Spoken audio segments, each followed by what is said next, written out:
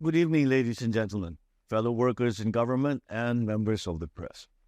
The 43rd ASEAN Summit and related summits demonstrated that countries around the region are committed to regional cooperation and multilateralism, but remain challenged in promoting peace, security, stability, and prosperity in the region.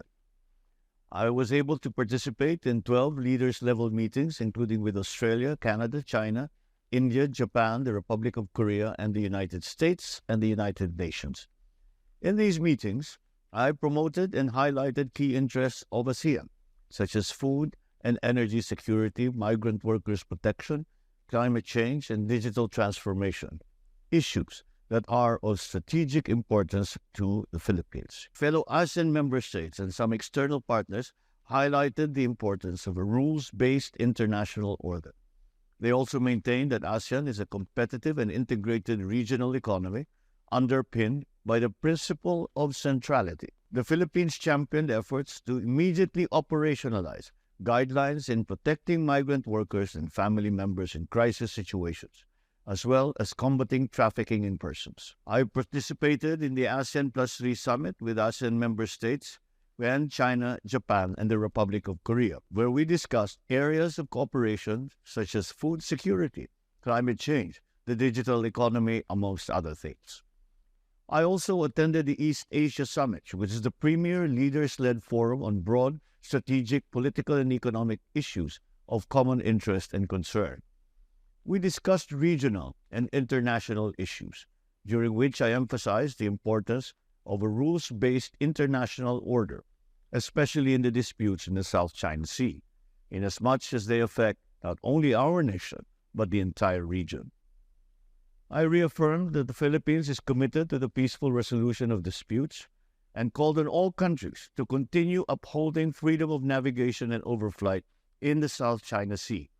This in accordance with international law, including the 1982 UNCLOS. We urged all parties to exercise self-restraint and refrain from unilateral and assertive activities that could increase tensions and lead to misunderstandings and miscalculations in the South China Sea.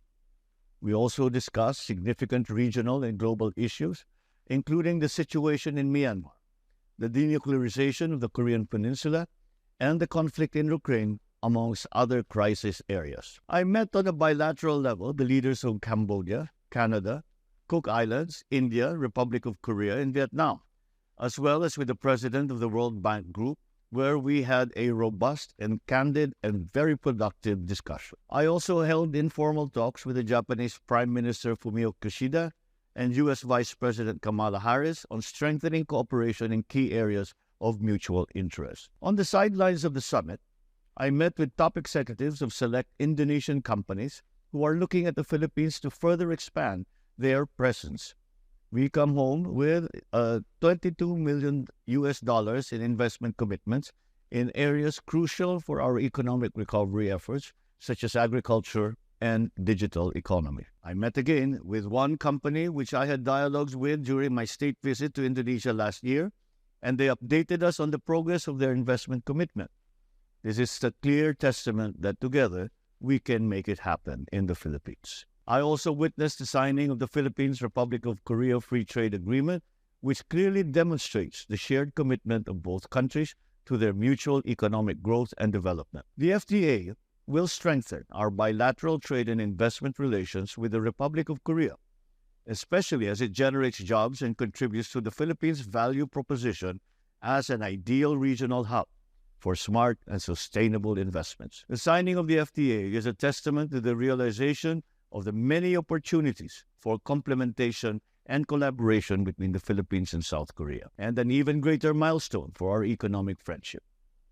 Finally, following consultations among ASEAN member states, I am pleased to announce that the Philippines will chair ASEAN in 2026 instead of 2027. As a founding member of ASEAN, we stepped up to this role to ensure the continuity of our progress towards a people-oriented, people-centered, inclusive, rules-based ASEAN community. I thank our gracious host, and I congratulate President Widodo for his very able stewardship as chair of ASEAN this year, and for making ASEAN as important as it ever has been.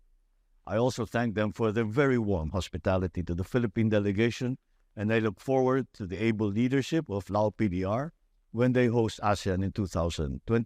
Maraming salamat at magandang gabi po sa inyo lahat.